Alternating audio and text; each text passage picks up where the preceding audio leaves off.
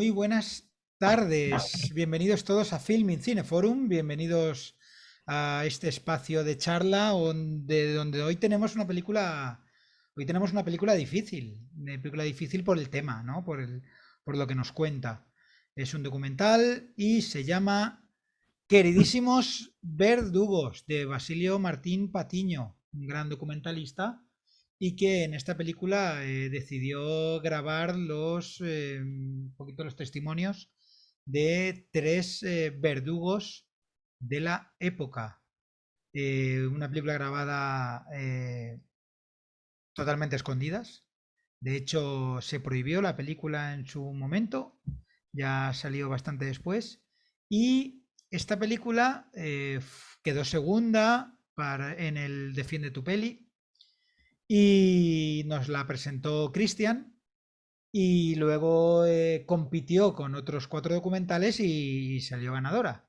Por lo tanto, la tenemos hoy aquí y tenemos a Cristian que nos va a hacer una pequeña presentación de la peli. Bueno, hoy Guillermo no puede estar por motivos de trabajo, eh, así que tenemos a Cristian que nos va a hablar de la peli que él defendió, por qué la defendió y que nos cuente un poquito lo que quiera de esta estupenda película documental. Así que, Cristian, muy buenas tardes. Muy buenas. Muy buenas. Nada, en primer lugar quería daros las gracias a Emilio, a ti, a Guillermo y a todos vosotros. Pues mira, pues al final pues salió segunda, pero luego la votasteis, así que mi agradecimiento para vosotros. Yo creo que es un documental a reivindicar y que se tiene que ver, aunque duela, y mi intención era abrir el debate. En el visionado he echado de menos unos subtítulos a la altura del documental porque hay veces que ves a algunos personajes y a mí me cuesta entenderlos.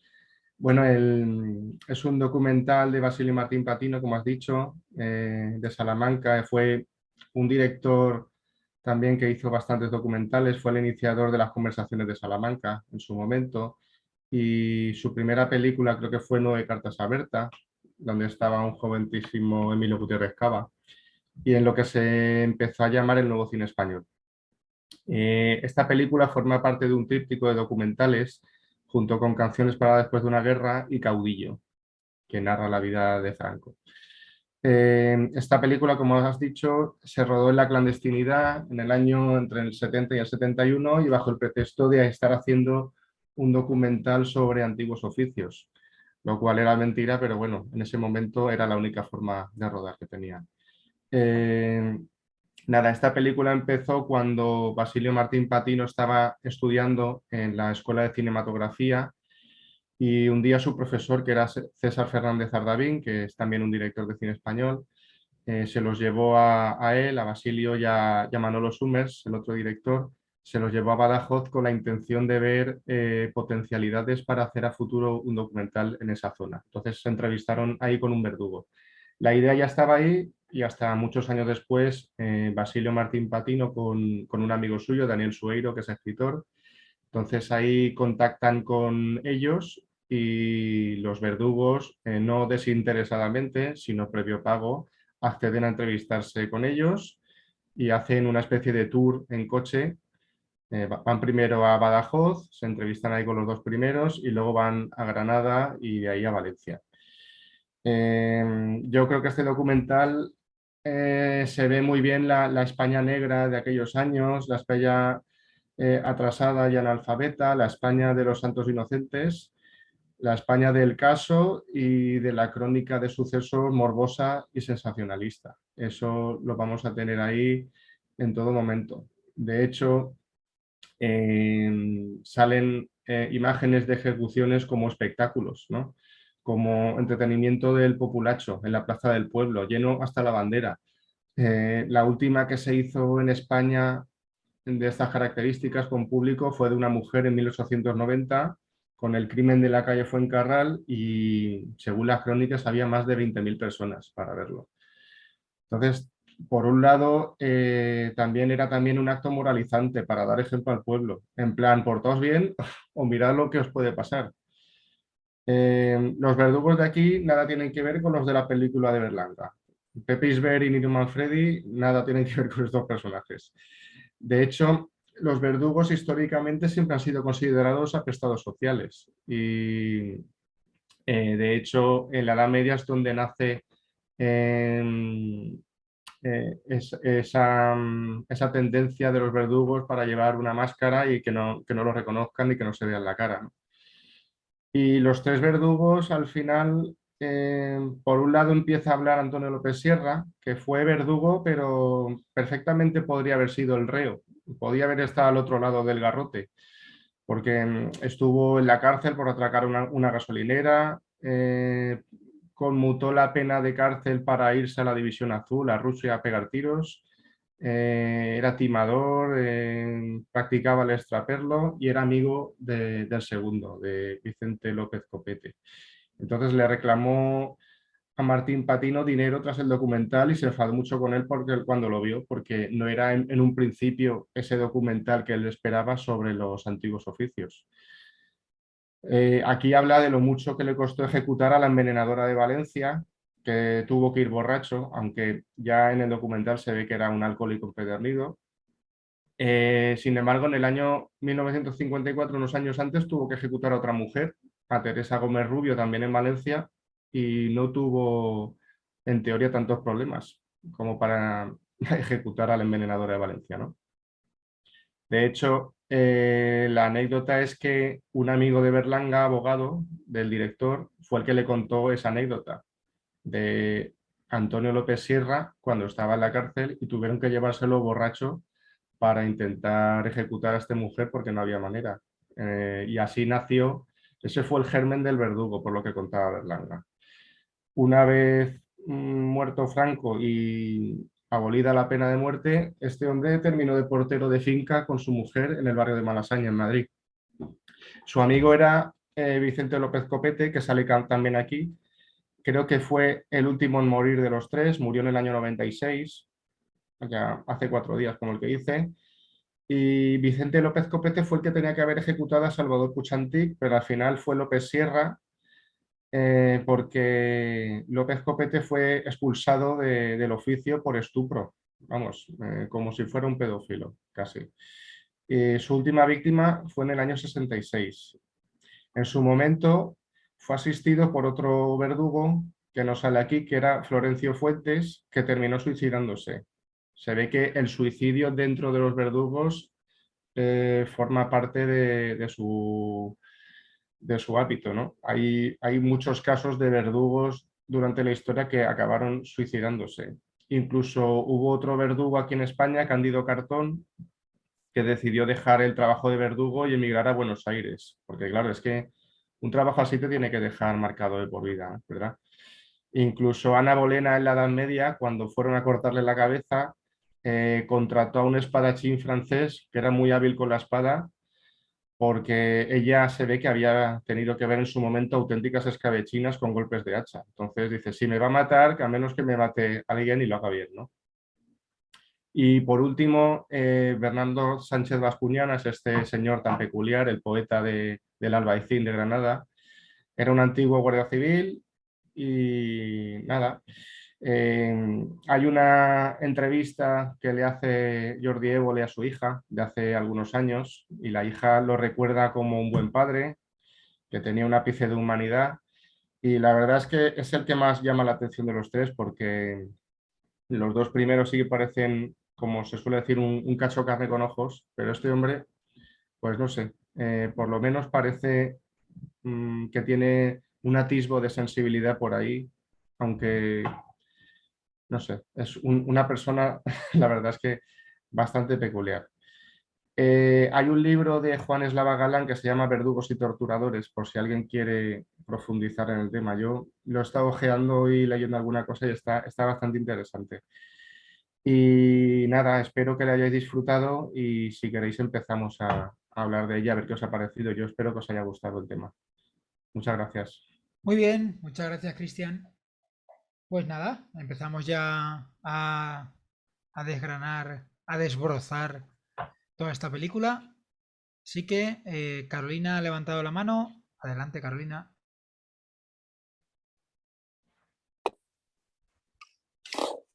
Hola, pues no pensé que iba a ser la primera, la verdad. Pensé que iba a haber más gente delante. Que a mí, bueno, lo primero es la música tanto al principio como al final, tan apoteósica, me ha llamado la atención. No sé qué quería transmitir con esa fuerza el director. Luego sí que me gustaría explicar desde la psicología por qué los verdugos no se toman como si no tuviese ninguna importancia las cosas las muertes que han hecho. Y es que en psicología hay un experimento que es súper antiguo, lo que pasa no me acuerdo del nombre, en el que con estudiantes de psicología, uno era el que le daba el botón y le daba calambre al que tenía enfrente, y lo que pasa es que el que tenía enfrente en realidad sabía que no le daba la corriente. Entonces hacía como que se le diese la corriente, ¿no? El caso es que los jefes, digamos, los profesores decían pulsar, y la gente se convulsionaba, se ponía fatal, y sin embargo la mayoría de los estudiantes seguían pulsando, a que estuviese causando muchísimo mal. Y eso se llegó a explicar como que el alumno no sentía que él fuese responsable porque él era el ejecutor de algo que le habían mandado, con lo cual la responsabilidad era del que le había mandado. Por eso la falta de humanidad es gente normal. Y eso, otro ejemplo de eso es el nazismo, ¿no? Cómo podían matar a tanta gente que era normal. Bueno, eso ahora un poco va a explicar porque la actitud de muchos era como si no tuviesen nada. Y luego, nada, una escena en la que están metidos como en unos arcos y está cada uno metido en uno de los arcos, se ven así a contraluz, y nada, que me parece muy bonita esa escena. Y ya está, será mi aportación. Muy bien, pues muchas gracias, Carolina. Seguimos pues. Bueno, se ha aviso. Regina, te has conectado, pero no me sale aquí para que el tema del micro, por lo tanto no te ha conectado micro o algo de eso. Míratelo porque si quieres hablar no podrás, porque no me da la opción de conectarte micro. Roberto, vamos para allá. Hola, ¿qué tal? Muy buenas. Bueno, bueno, yo esta película la vi hace mucho tiempo, no recordaba apenas nada. De Martín Patino he visto, también vi el otro documental también muy conocido de él, Canciones para después de una guerra, y la que me gusta más de él es de 9 cartas a Berta, que creo que está también en Filmin, si no recuerdo mal. Intenté ver la de Madrid y la verdad es que no pude con ella. Bueno, a mí la película me estuve a punto de dejarla, a los 15-20 minutos se me hizo mucha bola, no podía con ella. Es que me resulta bastante desagradable estos personajes, muy desagradable, hablando claro. Así tan ufanos, hablando de esa manera, de esa forma de hablar, que no se le entendía nada, que no se siente tan cerrado, además como van algo cocidos de alcohol y tal. Es que me resultaba todo desagradable, lo siento. Luego ya cuando ya aparece el tercer verdugo de Granada, que ya me sonaba a mí de la otra vez, y es como habéis comentado, ya se le ve otro punto a este hombre, ¿no? Ya es poeta, luego la familia, el sitio donde vive, ahí en el Albaicín, ese patio, esas vistas a la Alhambra. Ahí ya empezó a captarme un poquito más la atención, pero cuando de verdad ya empieza a engancharme a la película es cuando aparece el psiquiatra. Ese personaje... estos personajes franquistas, bueno, franquistas, no sé si franquista, es que tenían todos un aspecto un poco siniestro, así con un bigote, no sé si no recuerdo si llevaba este bigote, pero bueno, es un personaje que enseguida lo identificas con una época, ¿no? Pero que tenía una forma de hablar, una forma de expresarse, una actitud gestual que me dejaba fascinado, ¿no? Y eso que cuenta creo que él estuvo presente en la ejecución de Jarabo, que por cierto hay en la huella del crimen, os lo recomiendo, es de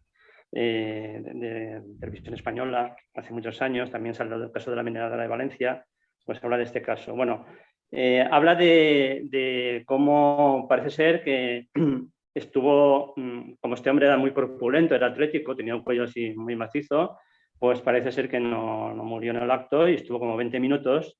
Entonces hace un símil taurino, ¿no? Dice que es como como dice, el pase de la... a ver, ¿cómo dice? Eso sí, el pase del desprecio. El pase del desprecio del torero que pasa al capote sin mirar al toro, ¿no? Entonces me parece fascinante, una imagen muy morbosa también, al mismo tiempo, ¿no? De cómo este hombre y aquel da media vuelta a la manivela, aquel agonizando y ofreciendo su trofeo, el verdugo ahí mirando sin mirar durante X minutos que está ocurriendo eso, ¿no? Me parece muy fuerte, ¿no? Bueno, la película, ya digo, así como documental, a mí me parece un poco rudimentario, francamente. Creo que los documentales han evolucionado bastante, ¿eh? En tiempo a esta parte.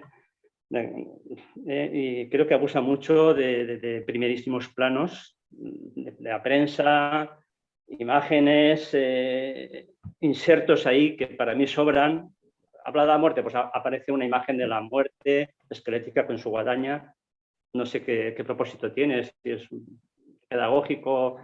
A mí me sobra, ¿no? Y igual que me pasa como a Carolina también, la parte musical me parece un poco, me chirría a veces, ¿no? Me parece un poco aleatoria, ¿no? La elección de la música. Sí que desde luego la película tiene un valor testimonial tremendo, ¿no? Pero a mí lo que me deja impresionado es lo que leí, los enlaces que se enviaron, ¿no? Lo habéis comentado, parece que estaban engañados estos hombres, parece ser que creían que estaban siendo filmados para el nodo y nada más lejos de la realidad, ¿no? Nada menos que era un alegato contra su trabajo y además por un antifranquista, ¿no? Se supone que estos hombres pues serían del régimen. Para mí que no deja nada en buen lugar al director. No creo que, no sé, es que habría que preguntarse si los fines justifican los medios. Me ha venido a la mente una anécdota que lo vi la noche del domingo en la televisión, en la 2, el documental, la película de animación Buñuel y el laberinto de las tortugas, en la que recrea la filmación de las Urdes, como Buñuel, para hacer más realista la película, pues revienta una colmena de abejas a los pies de un asno, de un burro, y como vemos cómo le están atacando y cómo agoniza, ¿no? Esto me parece tremendo, ¿no? Personas tan cultas como Buñuel, ¿no? Que hagan estas cosas, pero bueno, eran otros tiempos. Pues eso, me parece que no queda en muy buen lugar el director en este caso, porque vamos, imagínate también la familia, los hijos, veré el documental, la entrevista de Évole, no la he visto todavía, pero creo que para mí es un papelón, para los hijos, su familia, pues verlos ahí y además de esa forma, como ufanándose, no sé, no me parece... Pero bueno, sí, corto. Me he enrollado. Muy bien. Venga, luego sigo. Roberto, luego segundo turno. Ya sabéis que siempre 4 minutillos como mucho Vale. y luego ya hacemos un segundo turno. Gracias, Roberto. Yo me he enrollado mucho también. Bueno, seguimos y turno ahora para Aurelio, que me ha pedido turno por el chat. Así que, Aurelio, todo tuyo. Más que nada, ya sabéis, lo de enrollarse o no enrollarse es para que pueda hablar todo el mundo y ya cuando ya tengamos todos voz y ya haya hablado todo el mundo, ya hacemos una segunda ronda, ya es decir lo que queráis. Aurelio. Bueno, buenas tardes. Decir como antes, disculpad que esté con la mascarilla, pero os estoy escuchando desde un sitio público, entonces la tengo que llevar, ¿de acuerdo? Bueno, yo sobre la película, la verdad, lo mejor que puedo decir Lo dijo un usuario en los comentarios de Filming, que lo voy a repetir aquí ahora. Os lo leo. Sed testigos de las piruetas de moralidad de 3 ejecutores de sentencias, defensores de la ley del talión. La brutal honestidad de los protagonistas, así como el corrosivo montaje, forman el historial de muerte de la pena capital durante los últimos años del régimen franquista. Las muestras de humildad, fanatismo, ineptitud y apatía entre copas dotan a los 3 verdugos de una humanidad que ellos apenas atribuyen a los ajusticiados. Bueno, yo suscribo prácticamente todo lo que dice aquí esta persona. Querría hacer énfasis, y con esto pues me distancio de lo que ha dicho alguna de las intervenciones anteriores, en lo de montaje corrosivo. Es decir, es una película no solamente que reúne una serie de testimonios inapreciables desde el punto de vista histórico y psicológico, como ha dicho la compañera, de lo que puede suponer la actitud de sumisión al poder, sino que también creo que, en mi opinión, tiene un montaje muy brillante, muy brillante. Un poco a golpes de hacha, no lo niego, pero en mi opinión, luego si queréis en el siguiente turno podemos discutir dar algún ejemplo. Tanto en lo visual, tanto en el montaje de atracciones como en lo sonoro, como en lo musical. Así que, bueno, yo creo que mi opinión es más favorable a la película de lo que se ha dicho hasta ahora, y luego si queréis pues lo podemos discutir dando el ejemplo de alguna secuencia, pero sin insistir eso, en lo de montaje corrosivo, yo creo que totalmente orientado no solo a suscitar la reflexión sobre lo que vemos y ponerlo en un contexto más amplio que lo de estas personas, sino en suscitar la indignación de los espectadores hacia que vivamos en un mundo que era así y que quizás no es tan distinto ahora. Muy bien. ¿Algo más? No, ya está. Perfecto, Aurelio, muchas gracias. Bueno, Cristian, tú tienes abierto para que cuando quieras, es tu película, como quien dice. Cuando quieras comentar algo de lo que se ha comentado, tienes micro abierto, ¿vale? Sí, muy bien, gracias. Turno para Joan. Hola. Muy buenas, Joan. A ver, yo más que película, diría, y bueno, es evidente que es un documental importante, pero a mí me gustaría plantear una cuestión que es la siguiente.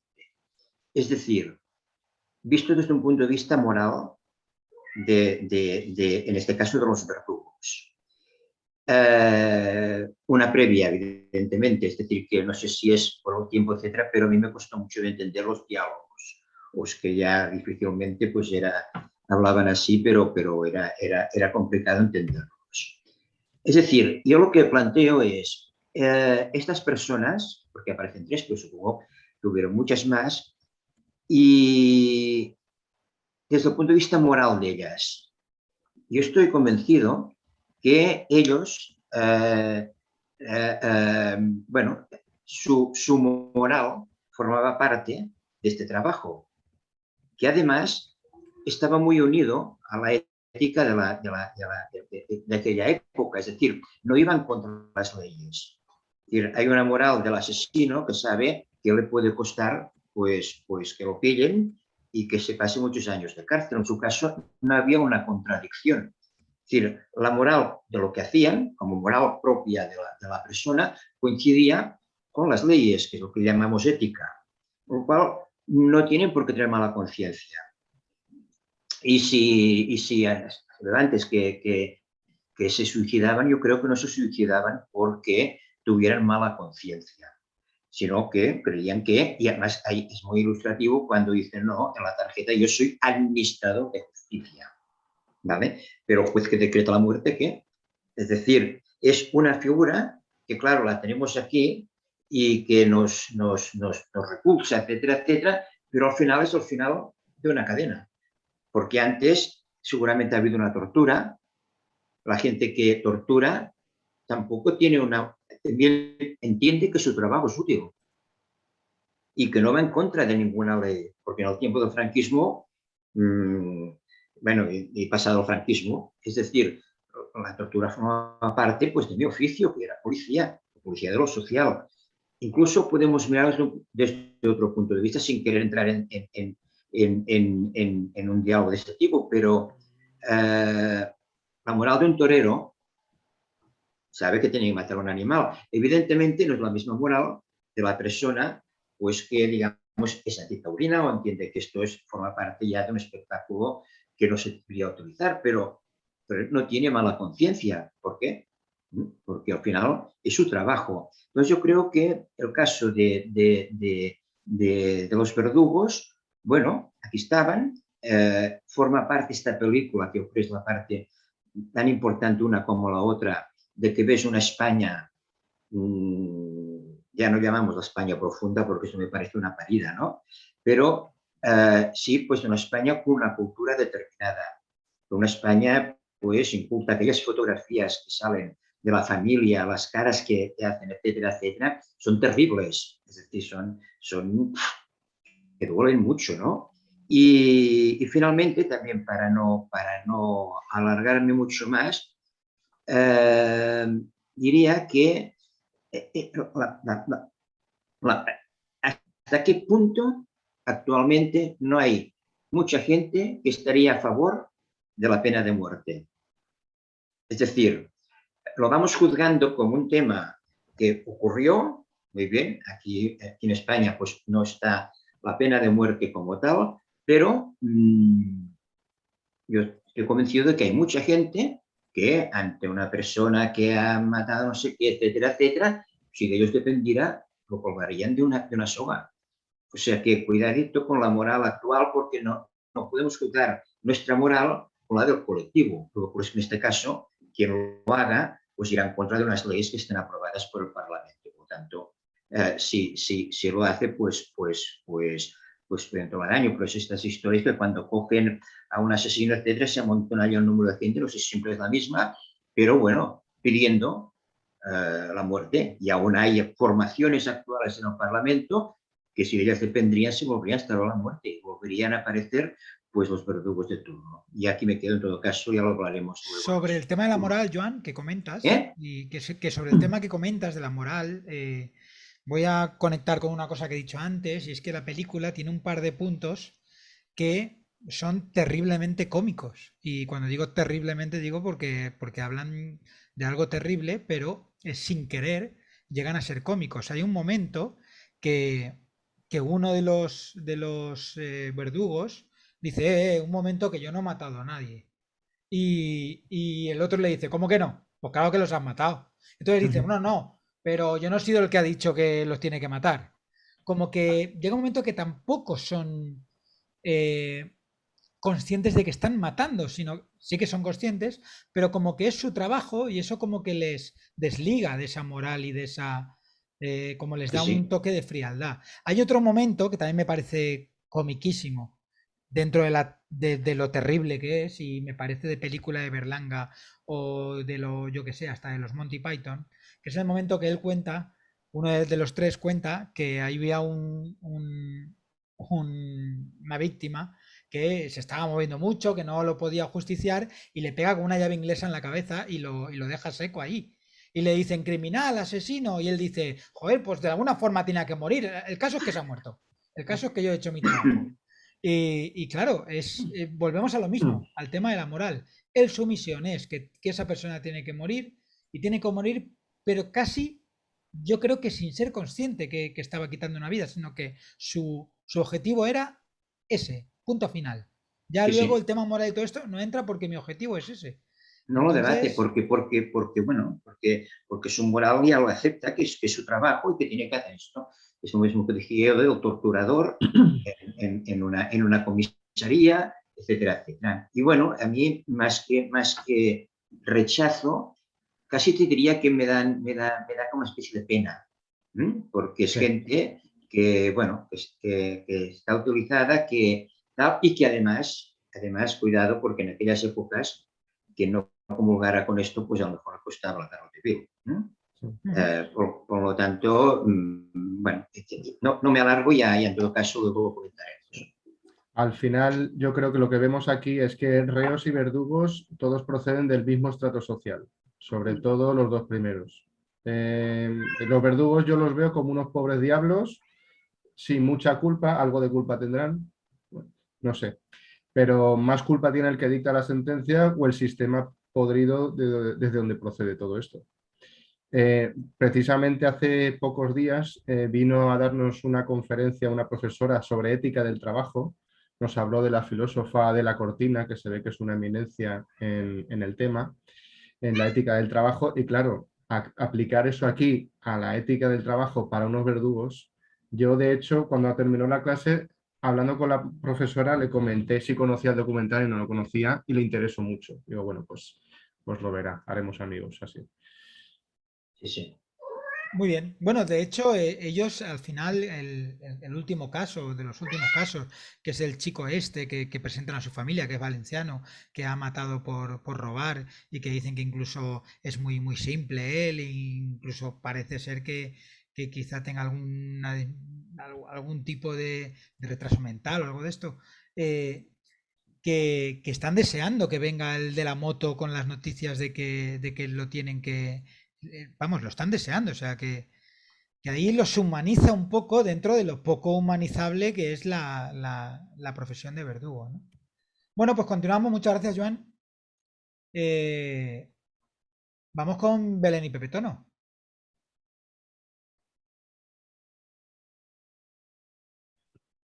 Hola. Hola, muy buenas. Bueno, a mí me ha parecido impresionante el documental y lo primero que pensé es en el concepto de la banalidad del mal, que es un concepto que la filósofa Hannah Arendt desarrolla cuando asiste al juicio por crímenes de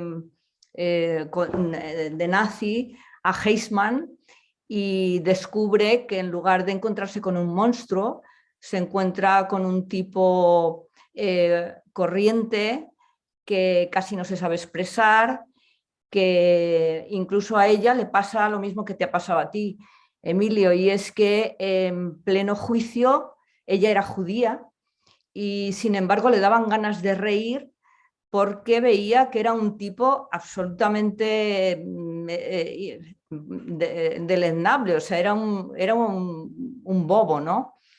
Entonces ella acuña este término de la banalidad del mal en el sentido de que es un operario dentro de un sistema como es el nazi, que se basa en actos de exterminio. Entonces, es una persona que cumple órdenes y en ese sentido es una persona banal, que deja, digamos que la capacidad de razonar por sí mismo, de pensar por sí mismo, de pensar en las consecuencias de sus actos, lo obvia, lo evita y entonces es el que solamente ejecuta órdenes. En un determinado momento Eichmann dice que él cumplía bien su trabajo porque los trenes que iban a Auschwitz llegaban a su hora. Es decir, que no tenía dimensión de lo que estaba haciendo. Y esa es un poco también lo que decía la compañera al principio, de que hay un cierto tipo de persona que dimite de la razón y entonces no hay responsabilidad ética porque no hay razonamiento. Es decir, solamente se obedece órdenes. Y en el caso de la película, yo creo que esto está evidenciado. Es decir, que estos tres, aparte del origen social y todo eso que coincido que son intercambiables con los reos, no usan la razón. Es decir, ellos simplemente dicen cosas como de algo hay que comer, es decir, cosas obvias, pero no se plantean lo que están haciendo, ni incluso cuando tienen situaciones extremas, bueno, pues luego hablan de ellas como si fueran cosas, anécdotas del trabajo, ¿no? Es decir, que dimiten de su dimensión humana, dimiten de la razón. Pero entonces lo que dice Hannah Arendt es que el problema es que siempre habrá individuos de este tipo y lo que hay que vigilar son los sistemas. Es decir, que si tú en cualquier sistema político va a haber una cantidad de gente que se va a moldar y va a ejecutar las órdenes que le digan. Por lo tanto, lo que hay que vigilar es que esos sistemas no se reproduzcan. Y ahí va lo del tema del poder. Hay un momento en la película que dicen, debería estar presente el rey en cada ejecución, porque al fin y al cabo a quien se ejecuta es en su nombre y es un ciudadano. Y aquí es evidente eso, lo que pasa es que el poder aquí está escondido. Incluso esa especie de Franco o el general del que tiene que venir la orden de que no ejecuten a un determinado nunca aparece, nunca está. Es decir, es el poder invisible, pero en realidad la trama del sistema en el que está asentado ese poder es lo que nos está mostrando el director, que te está mostrando un esperpento, pero el esperpento es decir, te pone a esos individuos delante, que además los pone todo el rato bebiendo y comiendo, con lo cual es una especie de orgía de miserables. Pero no es una orgía de miserables como los de Viridiana, porque si os recordáis Viridiana, esa orgía de miserables es una orgía de miserables que dicen la verdad, es decir, dicen las verdades inaguantables. Sin embargo, no, estos es la orgía de la mentira.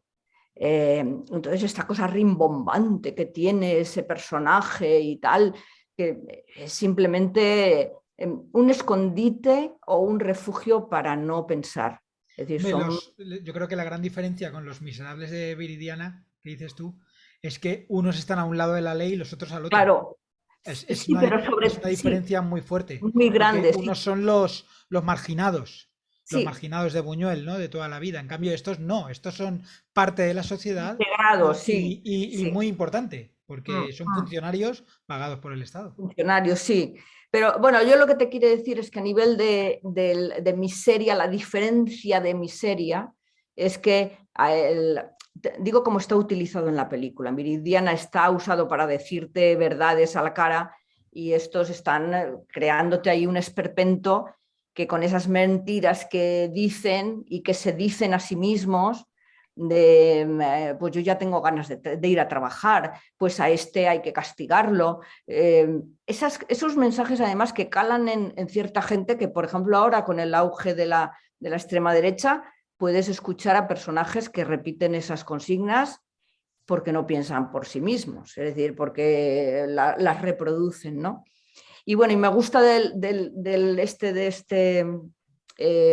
esta película, que es como un espejo, los coloca como si fuera en un escenario y es como les coloca como una especie de espejo, pero que parece que es un espejo deformante, pero que en realidad te está dando una realidad aumentada. Yo al principio no la podía soportar, me tuve que llenar de paciencia para decir, vale, voy a verla.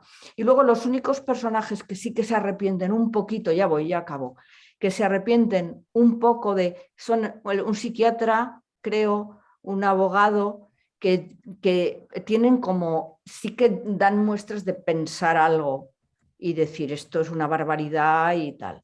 Pero estos tres personajes es la banalidad del mal. Muy bien, muchas gracias. Vale. Seguimos. Turno para el mejor bigote de Filming Cineforum. Danuto. Sí, ¿qué tal? ¿Qué tal? ¿Cómo estamos? Muy buenas. Y pues a ver, sí, es una película que te deja mal cuerpo, obviamente.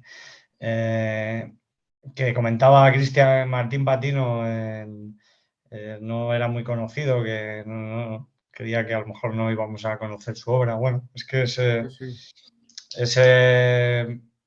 siempre critica el sistema, ¿no? Sea el que sea. Lo criticó ahí en en esta trilogía, y luego también lo hace con el actual, ¿no? Creo que su último documental sobre el 15M, Libre te quiero, creo que se titula.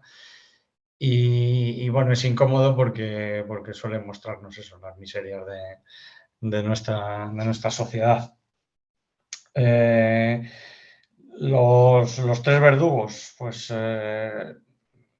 que comentabais, es una consigna, yo creo que también compartida por mucha gente en aquella época, y yo creo que todavía ese tipo de mentalidades existen, ¿no?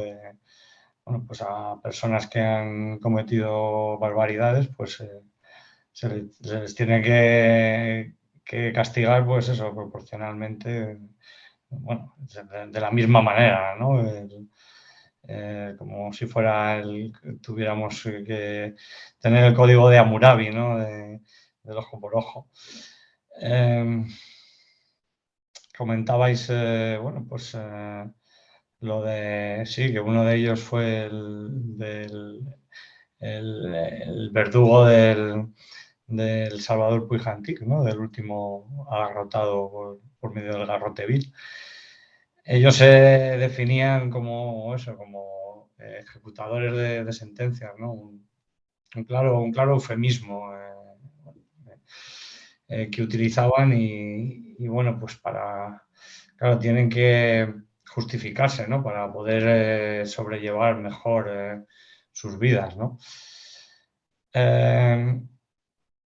Nos demuestra nuestras miserias, ¿no? Que bueno, pues todavía se aplique la pena, o que se aplicara la pena de muerte en aquella época, pero bueno, que también se hacía en países aparentemente más desarrollados que el nuestro. Se sigue haciendo en Estados Unidos, en Francia también se abolió, creo que en el 81, aquí en el 78, ¿no? Curiosamente, después de este documental, bueno, pues eso, que también agitó las conciencias nuestras y bueno, pues yo la verdad es que la tuve que quitar a mitad de documental, lo quité, luego lo retomé y lo terminé de ver entero, pero no como otras películas porque me aburrían o porque no me enganchaban, lo quité porque es que no podía, que me estaba resultando incomodísimo. Estaba, bueno, asqueado y además justo en un testimonio que fue el del psiquiatra, que decíais que mostraba un cierto arrepentimiento. Más que los otros que podrían hablar un poco más, pues eso, de cómo se les quedaba el cuello, cómo morían, lo que sufrían, etc. Era del chaval valenciano que habéis comentado, en el que luego también salen ahí sus padres, ¿no? Cuando él estaba, el psiquiatra reconcomido, ¿no? Por la culpa, ¿no? Porque, de hecho, él también participaba, ¿no? Participaban ahí todos en esa ejecución y bueno, pues ahí lo tuve que quitar, parar un momento, coger aire, porque estaba siendo muy incómodo. Imágenes, bueno, pues la que os he comentado antes, Emilio tenía que tener de fondo eso, la tinaja, la bandera y el toro, ¿no? Porque, bueno, pues resulta resulta esperpéntico, ¿no? De Valle Inclán, todas esas bodegas ahí oscuras, borrachos, pues eso, a veces que ni se les entendía, ¿no? Y bueno, todo un poco documental, un poco, Roberto lo comentaba, un poco parece mal hecho, ¿no? Así, pero lo que he estado viendo es que se hizo pues, en horas y, bueno, pues eso, con medios mínimos y claro, es que se hacía en el 71 que no les podían pillar, ¿no? Se exponían a mucho riesgo. ¿Qué me ha venido a la mente? Me ha venido a la mente Goya también, ¿no? Las pinturas negras de Goya, ¿no? Como a pesar de haber pasado 150 años desde el pintor aragonés, pues reflejar otra vez ese pueblo en nuestra peor cara, ¿no? De un pueblo analfabeto, inculto, mitológico y nada. Sí, Emilio, sí, que te veo ahí con la manita. Sí, ya casi he acabado. Un poco más que decir y bueno, pues que espero ya que salga una comedia, ¿no? Joder, Bueno, porque... eso llevamos diciendo ya Madre mía, unos cuantos días llevamos diciendo de la comedia. tienes Bueno, que el siguiente, poner 4 comedias y ya así no hay fallos, ¿no? No podemos... pondremos 4 comedias y pondremos la lista de Slinder y saldrá la lista de Slinder y lo sabéis de sobra. Sí, porque es Que que os mola esto más que yo que sé, pero bueno, luego os somos quejáis. así, Sobre la marcha. así de profundos, Sí, sí. intensos. Muy bien, muchas Bueno, gracias. Luego, nada, siguiente ronda, si quieres añadir algo más. Seguimos. Turno para Ramón y Sol. Por cierto, antes de que hablen Ramón y Sol, perdonad, el siguiente Cineforum ya será para cara Navidades. Siguiente Cineforum, ya luego hablamos tranquilamente y buscamos una fecha que nos venga bien a los que estamos aquí, que somos los que solemos estar por aquí, ¿vale? Ramón y Sol. Hola, ¿qué hay? ¿Cómo estáis? Muy buenas. Queridísimos. Aquí contentísimos con la película y muy... Bueno, para empezar, quiero deciros que me ha parecido una gran película, un gran documental, porque este tipo, el Patino este me encanta por esa mala leche que tiene, por esas películas, la mayoría son tan subversivas que encajan con mi forma de ser muchas veces. Y bueno, lo primero que quería decir que los queridísimos verdugos de que habla aquí que habla Basilio, yo no creo que los verdugos sean los que ejecutan, como os ha dicho por ahí, antiguamente habéis dicho, los que ejecutan la sentencia de muerte, sino que los verdaderos verdugos eran la dictadura que había en esa época, que las víctimas no eran ellos, las víctimas era todo el país. Y esta gente no es que fuesen inmorales o amorales o no tuviesen moral, es que no había, la sociedad en esa época no tenía moral, lo que tenía que hacer, lo único que le quedaba era sobrevivir, eran supervivientes en un mundo que les estaba acojonando, les estaba agotando a todos, sobre todo a unas ciertas personas que no tenían cultura, que han vivido siempre a salto de mata, que eran gente que no podían sobrevivir de una forma adecuada. Algunos sí, otros no, pero había una serie de personajes que no podían vivir de esta forma, sobre todo en el mundo rural, porque ese mundo rural era el que más se sentía esa fuerza de la opresión. Y sobre todo eso se ve en lo que habéis comentado en cuanto al lenguaje. Cuando decir muchas veces que no se entiende. Claro que no se entiende. ¿Cómo se va a entender si no sabían hablar? Si era una forma de hablar casi cultural, que eran forma de hablar, o sea, una forma casi animal, sin palabras, con sonidos.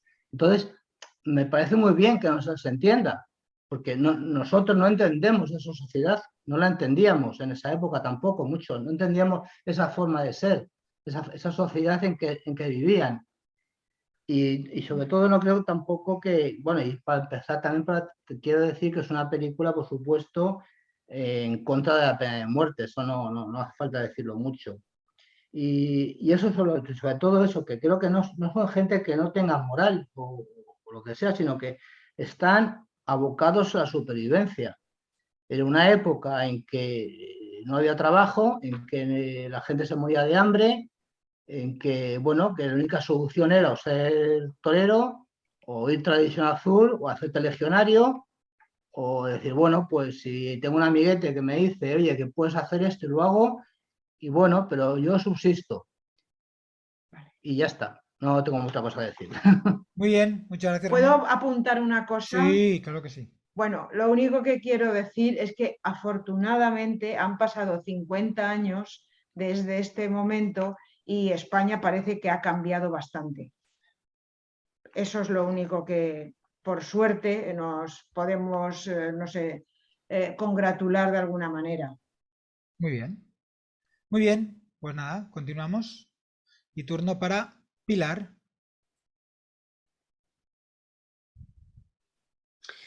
Hola, buenas tardes. Muy buenas. Bueno, yo simplemente estoy muy de acuerdo con cosas que han dicho aquí compañeros. Con esto último que ha dicho Ramón y Sol, un poco era la sociedad que había y en el tiempo en que estábamos. En lo que no estoy de acuerdo con Ramón es en que no hay elección, siempre hay una elección, siempre se puede elegir otra cosa. Me ha recordado mucho a cuando alguien se dedica a ejercer la prostitución y dice no tengo otra elección. Yo creo que siempre hay una elección. Que sea la mejor o la peor, eso ya es otra cosa. Bueno, yo han apuntado la falta de mala conciencia. También se ha apuntado aquí la falta de responsabilidad de ellos mismos. Me parece que ha sido Belén quien ha dicho que la responsabilidad era del que estaba mandando a hacer eso. Y la falta, pues, para mí, sobre todo es la falta de compasión que tenían estos personajes. Me ha dejado muy mal cuerpo también. Y creo que era por esas cosas. Me llevó a recordar a un libro que describía muy bien una sentencia de muerte, no, perdón, se me queda la palabra perdida y no me sale, pero es igual. Bueno, describía muy bien la ejecución de un reo en París.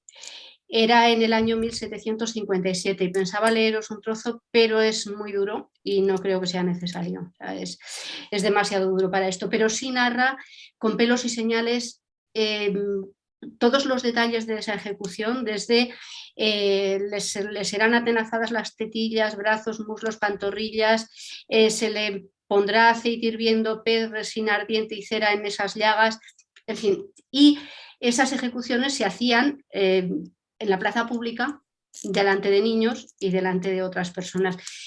Y lo veían normal. ¿Que avanza la sociedad? Por supuesto que avanza. Avanzamos todos, menos mal. Perdemos un poco esos instintos de venganza y ese ojo por ojo y vamos pensando un poquito con claridad en cómo pues, se tienen que pagar las culpas, porque por supuesto sí, el que hace algo mal, el que está en contra de, pues, el que lleva su libertad al extremo de no importarle si hace mal al otro, yo pienso que sí, que por supuesto hay que decirle que eso no está bien y tiene que aprender que eso no está bien, pero la pena de muerte me parece una barbaridad, me ha parecido siempre, y que tengamos en cuenta que todavía en algunos sitios sigue estando vigente la pena de muerte. Bueno, en algunos sitios como Estados Unidos. Quiero No hay decir, que irse bueno, ya está. a Arabia Saudí, que es donde vamos siempre y tal, no hace o falta a irse a China, sitios. sino a Exacto. Estados Unidos. Exacto. Y que me consta, no lo sé, no lo sé bien, pero parece ser que a esas sentencias de muerte pueden acceder los familiares de la víctima de ese asesino. Yo un poco había apuntado Entonces, eso, es un poco... de que, bueno, por algo la justicia la debe impartir un juez de una forma objetiva y no los familiares del dañado por el reo, porque si no, por supuesto que habría más pena de muerte, claro que sí. Si a mí me preguntan ahora si quiero pena de muerte, por supuesto que no. Si dañase a alguien, a mis hijos o a mis nietos, a lo mejor me preguntarían y diría que sí. Yo siempre digo que todos tenemos un precio. El mío, por supuesto, no es económico, pero me tocan a mis hijos y me tocan a mis nietos y ya ahí ya me he perdido. Quiero decir que todos tenemos un precio por el que saltamos la raya. Entonces, no nos llevemos tanto la mano a la cabeza y pensemos mucho en, sobre todo, la falta de compasión, que todavía seguimos siendo un poquito bestias. Yo que estoy muy metida en el mundo de los animales y del daño animal, seguimos siendo muy bestias con los animales, y quien daña a un animal a lo mejor tiene más fácil cruzar la línea para dañar a las personas que quien no les puede dañar, ¿no? En fin, un poquito de eso. Ya os dejo y seguir comentando los demás. Muchas gracias, Pilar. Gracias, Pilar. Bueno, turno ahora Joan, entiendo que es para tu compañera. Yo te doy y tú me dices. No, no, yo no he pedido nada, ¿eh? Ah, como veo la No mano hemos aquí. pedido nada, no. Ah, será Yo le he que se bajado ha la quedado. mano. Y no te ha dado calambre y nada de estar ahí con la Ahora, mano para arriba. Vale, perdona, Joan. bueno, es fruto de la época. Vale, pues turno para Mar.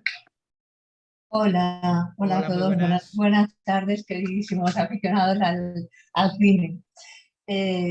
Bueno, yo no he visto ninguna de las películas que nombráis, tipo Viridiana, todas estas. Siempre he sido contrario a este tipo de cine.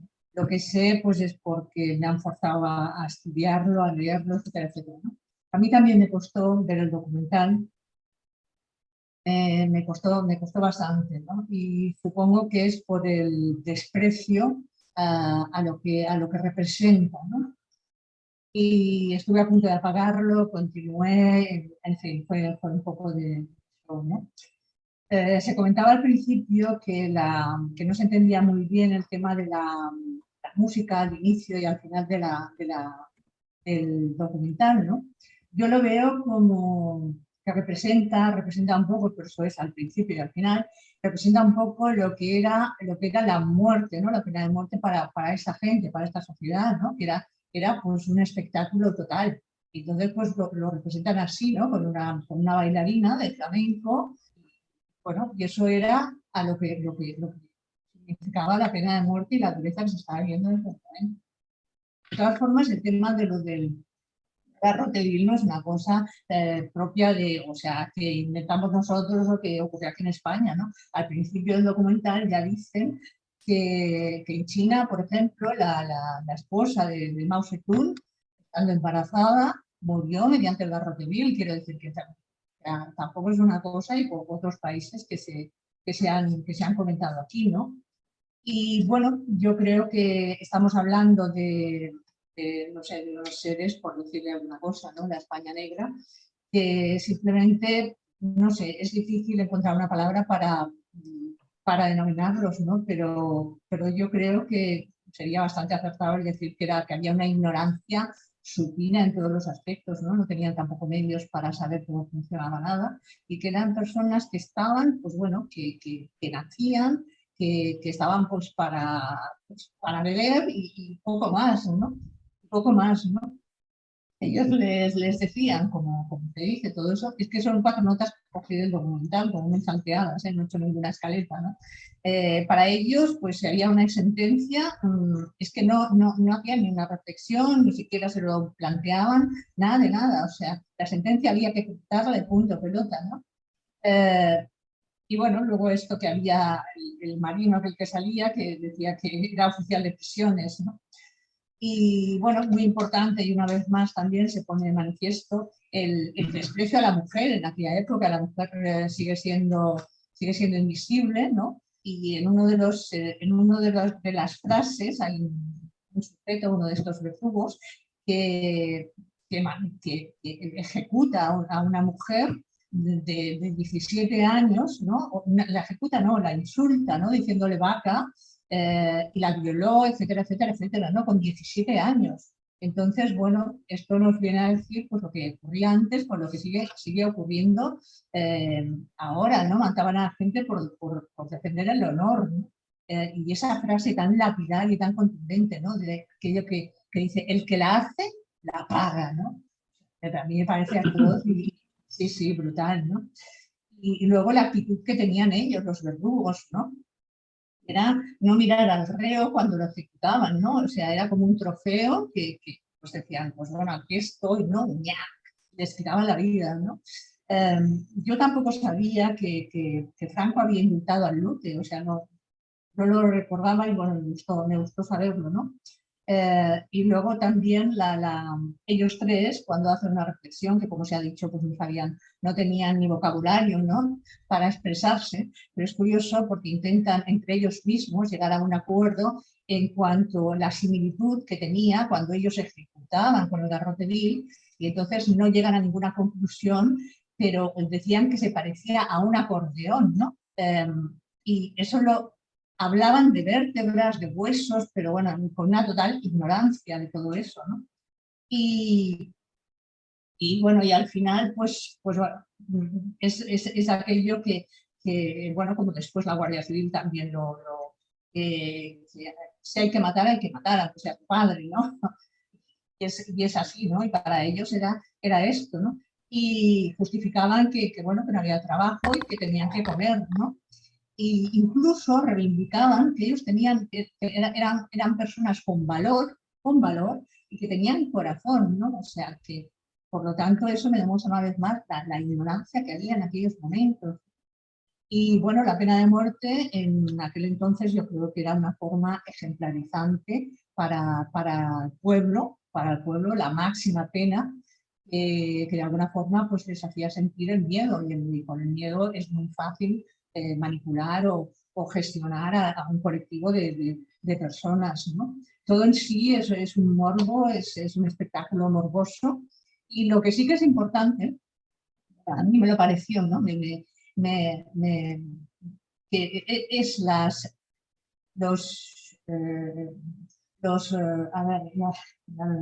los delitos por los cuales mataban, por los cuales ejecutaban a las personas, son los mismos que existen hoy en día.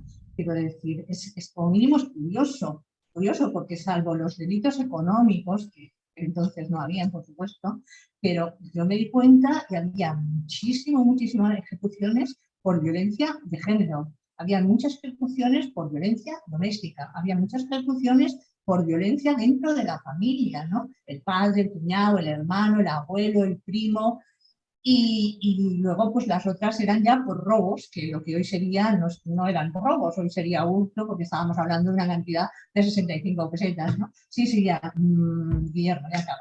O sea que, en fin, cualquier comentario que sea de estas épocas, pues es bueno saber, es conocerlo un poco, pero bueno, a mí me costó de verla y bueno, nada más, Bien. me caigo. No, tranquila, luego hay una segunda ronda, es para que hable todo el mundo y luego segunda Vale, ronda. Guillermo, disculpa si me he pasado. Muchas gracias. Sí, Mar, a mí mi mujer me echó la bronca a mí también. Dice, ¿cómo se te ha ocurrido proponer una cosa así para que la vea la gente? Pero bueno, yo creo que lo bueno del documental es el valor histórico y social que tiene, el testimonio en sí. Y técnicamente puede parecer rudimentario, como dice Roberto, pero yo creo que no lo es porque a nivel de montaje tiene cosas interesantes. Pero sí, la impresión que puede dar es de todo muy, muy económico y de andar por casa. Sí. Bueno, un gusto verla por eso. Muy bien, muchas gracias. Bueno, os recuerdo que yo soy Emilio, que Guillermo, estoy usurpando su cuenta, pero no está aquí. Pero bueno, he robado su cuenta, espero que no me justicien luego. Turno para Regina o Regina, ella nos sacará de dudas. Así que adelante, tienes por ahí, te habrá salido el cartelito de dar. Perfecto. Hola. Muy buenas. Buenas tardes. Bueno, somos Regina y Abelardo. Bueno, pues encantados. Somos nuevos, mucho gusto. Y bueno, yo lo que quería añadir, como nos hemos incorporado un poco tarde, no sé si se ha comentado, a mí me ha llamado la atención que la elección del garrote vil era como elegir una opción más humanitaria frente a la horca. O sea, lo que era anterior, el medio de ejecución anterior era la horca y se consideraba algo poco humanitario porque el condenado tardaba en morir, ¿no? Entonces fue Fernando VII, creo que decía el documental, quien instauró el garrote vil para que fuera más humanitario. O sea, me llama mucho la atención eso, ¿no? Cambiar de una pena de muerte a otra, eso ocurre en Estados Unidos, ¿no?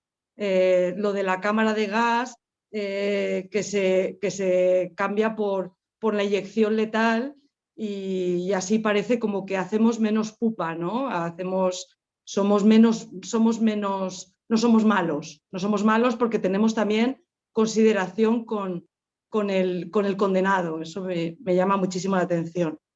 Y luego respecto a las motivaciones de los verdugos, bueno, se ha hablado eso, que son personas analfabetas, pero yo no creo que sea solo es que tenemos que comer. A mí me parece que que una motivación importante, porque ellos enseñan mucho el DNI, ¿no? Ahí pone funcionario. Son personas que no son nadie socialmente. Y entonces, este puesto que es un trabajo esencial, porque alguien tiene que hacerlo y no todo el mundo está preparado para hacerlo, hace falta una persona que no tenga empatía, que no tenga escrúpulos. Entonces, ellos sacan pecho. Mira, yo soy un trabajador esencial, soy un funcionario del Estado, soy un ejecutor de sentencias, nada menos.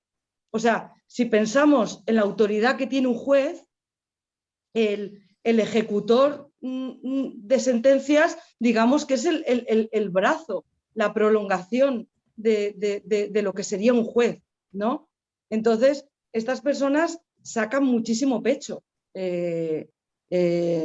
No es solo se lo merecen, no es que yo tengo que trabajar en algo. Es que estas personas, yo me imagino que irían por sus pueblos, por sus barrios y serían personas importantes. E incluso darían miedo a sus vecinos, darían miedo a sus familiares, ¿no? Y alguno que tuviera una ideología distinta no se atrevería ni a toserle, ¿no? Sí, lo que comentas que es súper interesante, quizás salvando las distancias, obviamente, de tema de pena de muerte y todo esto, hoy en día sería la gente que ejecuta desahucios, por ejemplo. Exactamente, ahí sería... iba yo. Mira, me has quitado la boca. Mira. El ejecutor de sentencia, digamos, que se podría equiparar, es el que va a los desahucios. Podríamos pensar, yo no sería capaz de tener ese trabajo, ¿no? De ir a una casa y desahuciar a una ancianita. O sea, pues es un poco lo mismo. Y luego, y ya termino y dejo a Abelardo, me ha llamado también mucho la atención, o sea, a mí me han recordado, estos verdugos, me han recordado a los hermanos Izquierdo, los de la matanza de Puerto Urraco.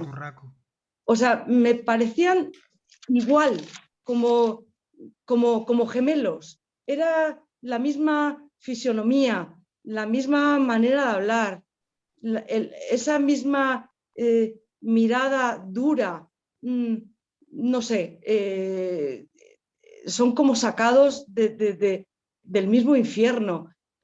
Creo que esas personas, si no hubieran sido verdugos, podían haber sido asesinos. No sé si me estoy explicando bien. Sí. Creo que tienen cierto perfil psicopático. Creo que podrían ser psicópatas. Creo que Antonio Anglés, por ejemplo, en 30 años antes hubiera sido verdugo, porque quizá incluso lo hubiera disfrutado. Seguramente lo hubiera disfrutado. Bueno. A lo mejor soy... No. Dejo volar demasiado la imaginación. Se entiende la idea. Dejo volar demasiado la imaginación, pero creo que son personas mucho más desalmadas que otra cosa. Y yo no he podido ver el documental. Era demasiado. O sea, para mí ha sido demasiado. Yo no iba a dormir. Es que si no iba a dormir, iba a tener pesadillas. Por cierto, con lo que comentas del garrote de Bill, cuando lo explica y dice eso exactamente, que es, digamos que más humanitario, entre comillas, que la horca y la guillotina y tal. Es que a mí me ha venido a la mente, yo que me voy al humor a Javier Crae, y me ha venido a la mente La Hoguera, la canción de La Hoguera, que todo está bien, pero prefiero La Hoguera porque tiene más, o sea, que es que tal cual. Sí, a mí sí, perdona. No, sí, Abelardo, no, te iba a dar paso.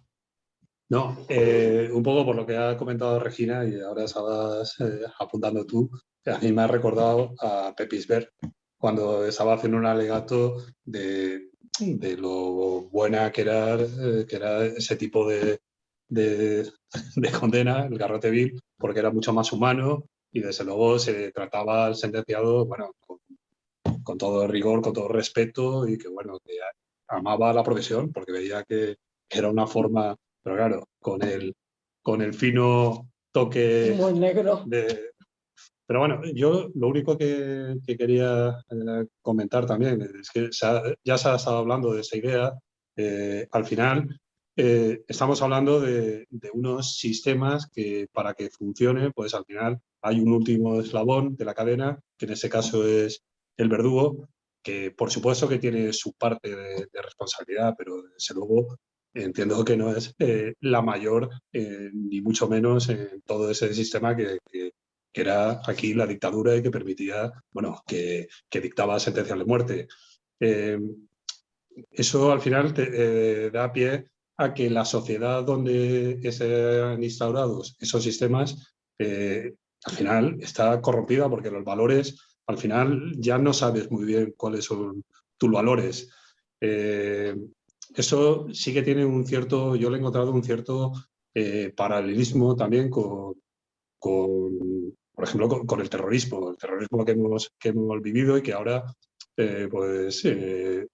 ha pasado tiempo y la verdad es que el tiempo sí que te permite ver con un poquito más de perspectiva y entonces ahora con películas tipo Maichabel o libros como Patria, la verdad es que te das cuenta también del otro punto de vista, que siempre le tenías un rechazo, sigue teniendo evidentemente a la violencia, pero veías el punto de vista del terrorista como un monstruo que actuaba como un monstruo, obviamente, pero que luego al cabo del tiempo, la soledad de la celda, pues al final quien va reflexionando, pues mientras se pone por delante una capa bien gruesa que le permite pensar que lo que ha hecho pues tenía un fin y cuando ya va viendo que se va resquebrajando, pues al final se da cuenta de lo que ha hecho, ¿no?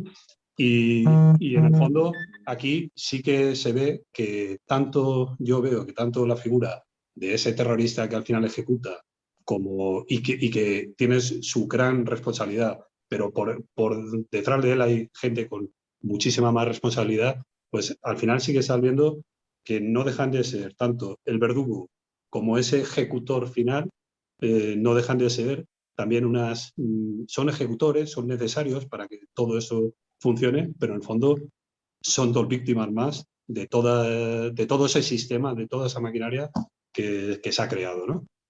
Y bueno, no quería añadir nada más. Muy bien, muchas gracias.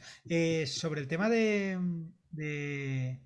hemos hablado del verdugo, de la película de Berlanga, sobre todo una de las escenas finales que sale el sustituto del sevillano, que es que fallece, ¿no? Y sale un chaval joven ahí comiendo despreocupado y tal. Y yo lo estaba viendo y estaba viendo tal cual al protagonista del verdugo, como diciendo, sí, sí, tú come, que cuando te toque ajusticiar te vas a enterar tú. Y no sé, fue como muy curioso. Nuria. Hola, ¿qué Muy tal? buenas, Nuria. Yo hoy no pensaba hablar porque me he quedado a la mitad del documental y más que nada lo he abandonado, igual sigo después porque no suelo hacerlo, lo de abandonar películas o documentales, pero porque me ponía muy de mala leche constatar que hay ciertas realidades que persisten, ¿no? Y, por ejemplo, como alegato de la pena de muerte, una de las cosas que creo que es más efectiva en este documental es la lección de los casos de los que hablan. Porque si os fijáis, mayormente eran gente pobre, gente a veces que estaba alcoholizada, indigentes, a los que ejecutaban, ¿no? No sé, era constatar que existía una sociedad que veía la realidad en términos de buenos y malos y que no analizaba las causas del crimen a veces, ¿no? Y creo que algunos de los perfiles que se dan de los ajusticiados eran más bien gente que lo habían tenido todo en contra, ¿no? Y bueno, eso, resultaba muy desagradable constatar esa España de hace nada, verlo en ese documental, ¿no? Y estoy de acuerdo con la mayoría de las cosas que se han dicho. Efectivamente, los Los verdugos eran gente que podían haber realmente elegido otra opción, es decir, la pobreza no los justificaba para nada.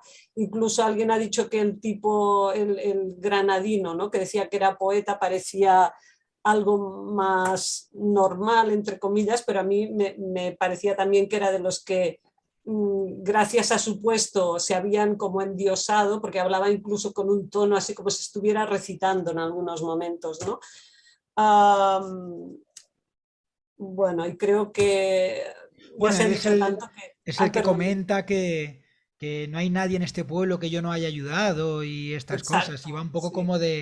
como de cacique del pueblo cuando nada que ver. Dice que dichoso de aquel que se va porque tiene más suerte el que se va que el que se queda, porque esto es un valle de lágrimas. Dice. Sí. O sea, yo creo que es un facha, lo que se hizo un facha de manual de aquellos tiempos, de una persona, afín al régimen, que de misa de los domingos, pero además no sé, la imagen que tengo yo en la cabeza es esa. Y luego la hija, cuando la ves hablar con Jordi Évole, pues claro, la hija tiene otra imagen de él y los pocos recuerdos que tiene de él son de ser una persona normal que cuando iba a hacer su trabajo se tiraba varios días encerrado en su habitación, jodido por lo que había hecho y que no aguantaba aquello, no aguantaba aquello. Muy bien, pues muchas gracias, Nuria. No, de nada. Gracias, Nuria. Vale, Joan, ¿es segundo turno ya o cómo? Es por decir que si alguien quiere hablar en el primer turno, de los que no habéis hablado, podéis hablar. Mientras tanto, como no hay ninguna mano levantada, pues Joan, adelante. Ahora sí que has levantado la mano, Joan. Claro, yo quizás me repetiría un poco con lo que decía, porque aquí ha ido saliendo cosas, es decir, por ejemplo, día de aquella época el analfabetismo. No, es decir, el analfabetismo no tiene nada que ver con la moral de cada uno. Es decir, estamos en una época en no sé qué porcentaje de gente que no sabía leer ni escribir prácticamente. Te aceptaban en un documento oficial poner el dedo.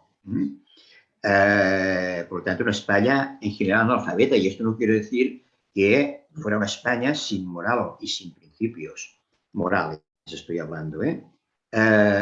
Por lo tanto, vuelvo a repetir o lo mismo, es decir, que todo esto sucedía en un país en el cual, y aquí no ha salido, pero el papel de la Iglesia, es decir, el reo, antes de ser ejecutado, pues había un cura allí que le hacía última confesión y casi le perdonaba los pecados. Es decir, que bueno, mira, aquí te ejecutarán porque has hecho tal, pero como te arrepientes, etcétera, etcétera, pues también Dios te perdona. Esto, ¿por qué lo digo? Porque en el fondo era una sociedad muy trabada, es decir, todo formaba parte, digamos, de una cultura determinada. Y evidentemente el que se apartaba de la cultura determinada sabe lo que le podía pasar. Por lo tanto, vuelvo a repetir lo mismo, es decir, que yo lo veo como un tema moral. Es decir, la moral de una persona decide lo que está bien hecho, lo que está mal hecho, lo que haría, lo que no haría nunca. Y si un día lo hace, pues tiene arrepentimiento porque ha hecho una cosa mal. No es el caso de estos verdugos. Estos verdugos no tenían arrepentimiento, porque en el fondo su moral, el ejecutar forma parte de su moral, de su trabajo. Bueno, quizás me repetiría con lo que estaba diciendo, pero tengo que repetir, no forma parte de... Muchas veces hablamos de la España profunda, y en la España profunda había gente con mucha moral, sea analfabeta, sea lo que sea, y que era incapaz de hacer una cosa de este tipo.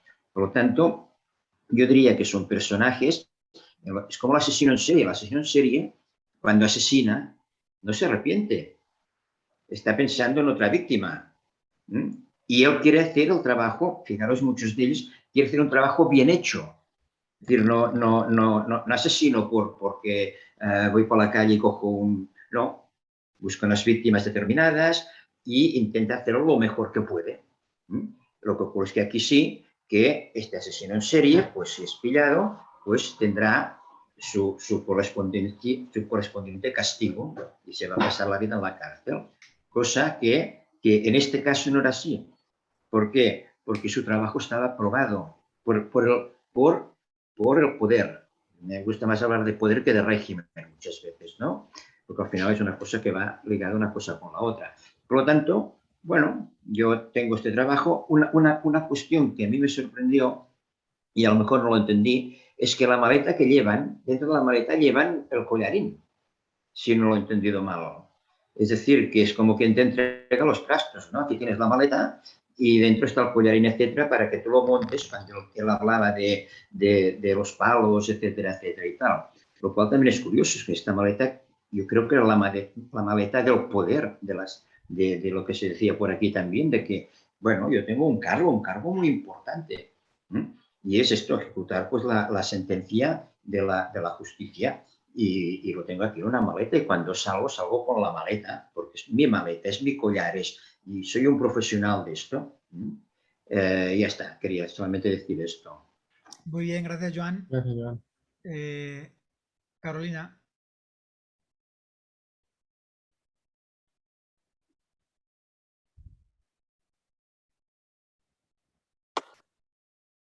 Que nada, que estaba hablando yo sola, que se me había olvidado darle al botoncillo. Que, bueno, yo quería comentar que alguien ha dicho que las imágenes del final, bueno, que las imágenes no le gustaban, no sé si ha dicho del final o no.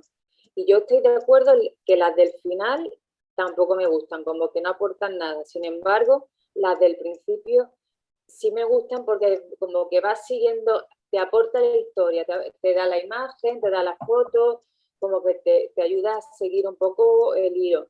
Yo no sé vosotros si lo habréis sentido así, pero yo siento como que la película tiene dos partes. Una en el que son queridos verdugos porque en las imágenes son todos atroces, entonces como dice, pues ¿cómo no los van a matar? Si estos son unos asesinos, son una locura.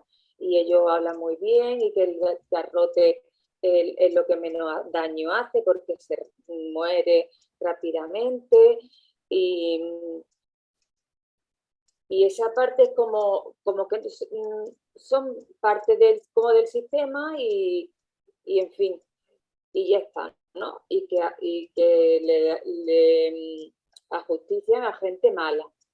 Pero en la segunda parte de la peli, en el momento que salen gente que no son verdugos, empieza a aparecer lo que contaba de que se le caía el cuello para un lado y para otro, lo que comentaban de lo duro que era presenciar estas cosas y en fin, yo por lo menos siento que hay esas dos partes.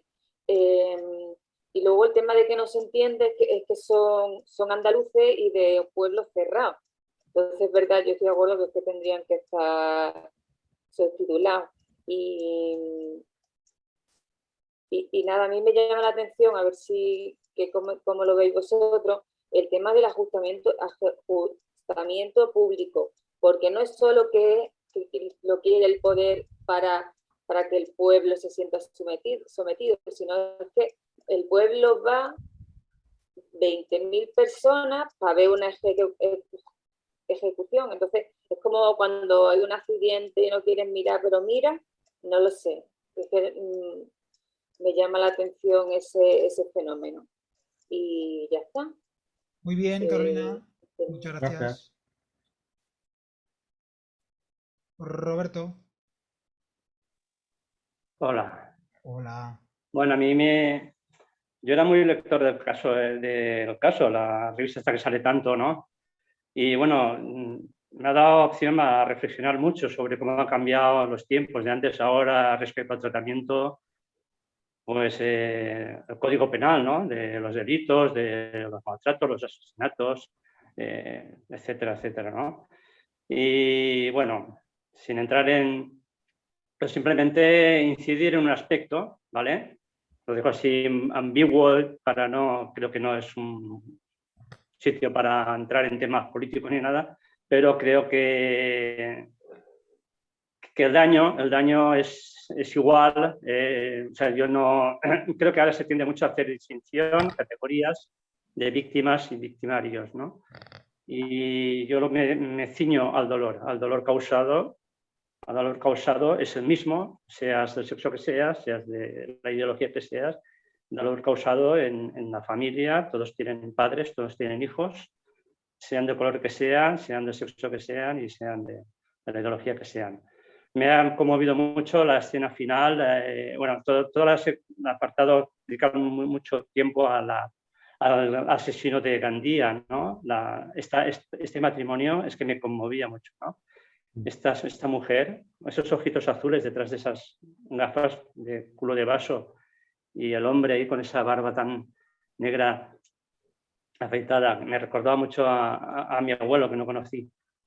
No sé, me resultaba muy conmovedor eso, ¿no? Y bueno, solamente quería hacer ese inciso y como veis, pues intento ser bastante, ¿cómo decir? O sea, no general, ¿no? Sin entrar en detalle. Muy bien, muchas Sí. gracias, Roberto. Ahí se ve, Roberto, que son pobres como ratas, ¿verdad? En esa casa, que serían todas igual, pero ahí además... Yo veo la película muy de Valencia, aquí somos todos muy valencianos. En el documental sale la envenenadora de Valencia, sale Pedro Martínez de Expósito que son de Beniopa, una pedanía de Gandía, sale Sancho Tello, que es un abogado que aquí tenía mucho prestigio en Valencia e incluso algunos familiares míos recurrieron a él en su momento. Bueno, y tiene una calle Sí. que es donde está el Babel, el cine Babel. Sancho Tello, sí. Sí. Y hasta los artículos de Vicente Torres, que Roberto parece que lo conoce, que comentaba que fíjate, Vicente Torres le pilló haciendo la mili ahí en Marines y en un momento dado había que fusilar a este chico que parecía que no estaba bien y bueno, pues ahí tuvo que estar también, porque claro, era una ejecución militar, porque como le pilló haciendo la mili, pues se consideraba una ejecución militar. Muy Cosas bien. que pasan. Bueno, pues si alguien quiere ya comentar algo más como finalización ya de este Cineforum, Joan, vamos para allá. No, solo añadir una coletilla a lo que decía antes, que no me acordaba.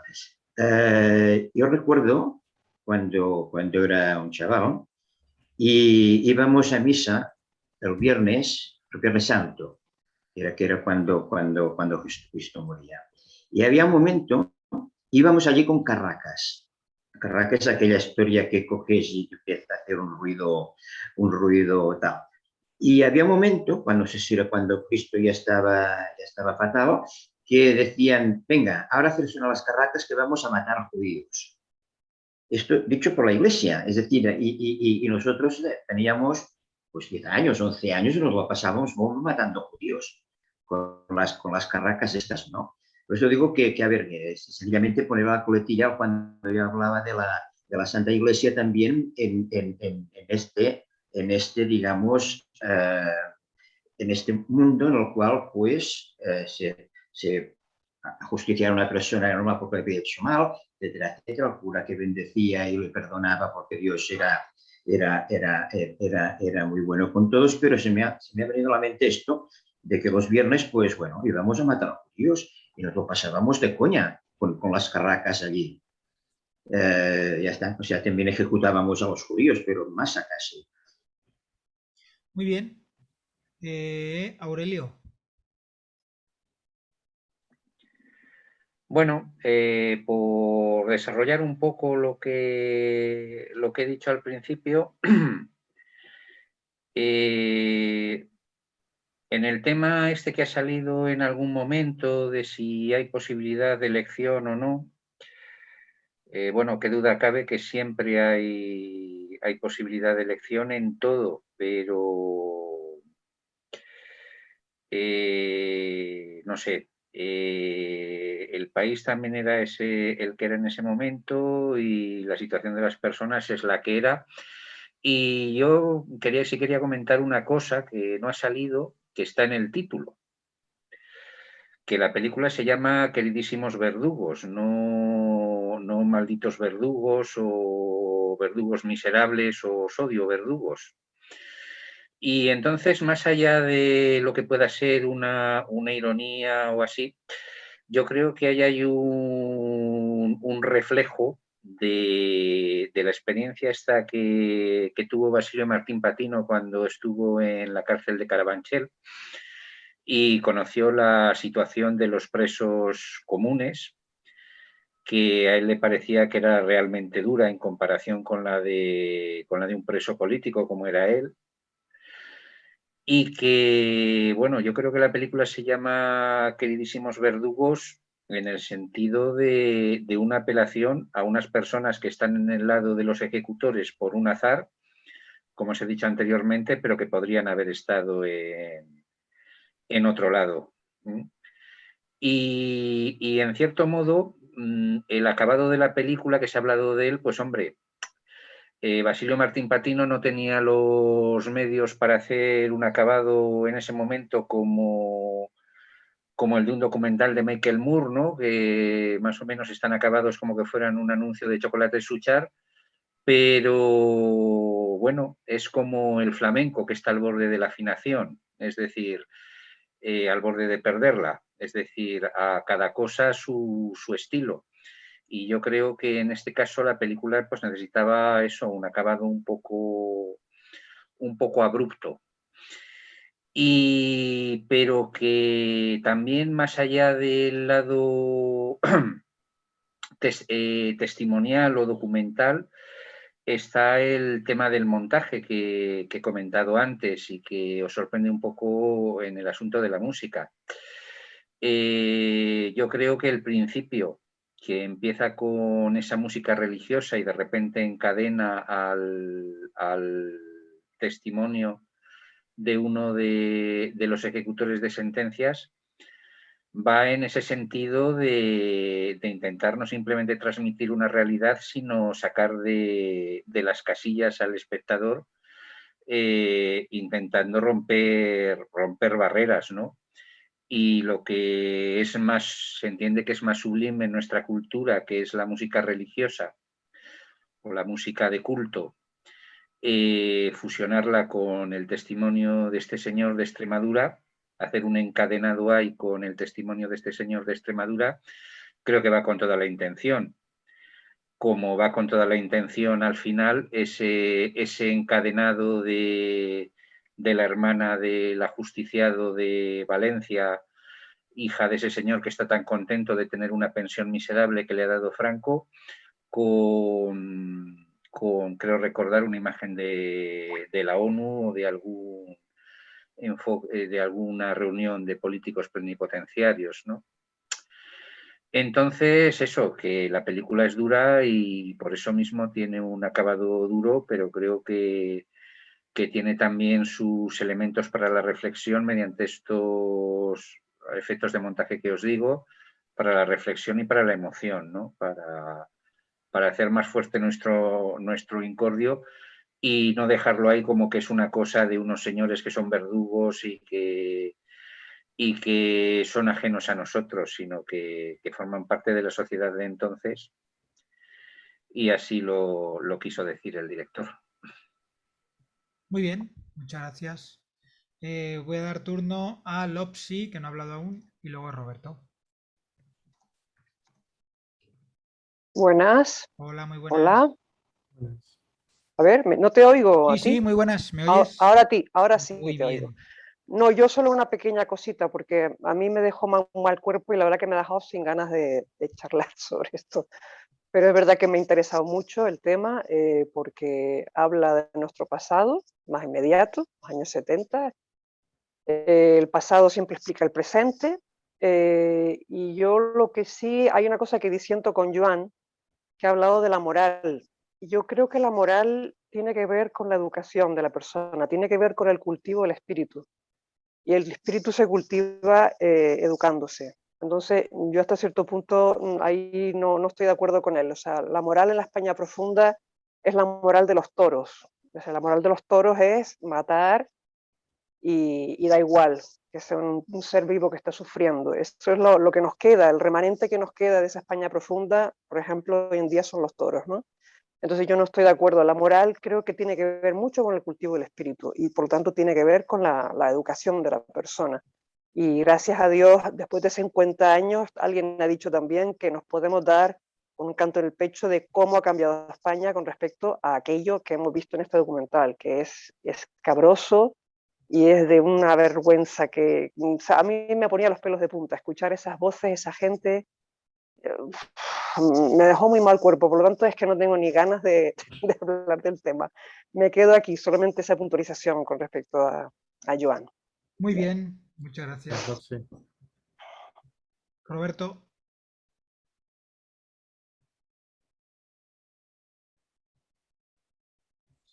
No tiene voz. Perdón. En los títulos de crédito aparece Josep Lluís Albiñana, que fue el primer presidente del gobierno preautonómico valenciano. Estuve pasando rápidamente a la película a ver dónde lo veía y no sé al santo de qué aparece este hombre. Si alguien lo sabe, o lo puedo decir ahora o en el chat más adelante. Pero es que me ha llamado mucho la atención eso. Muy bien.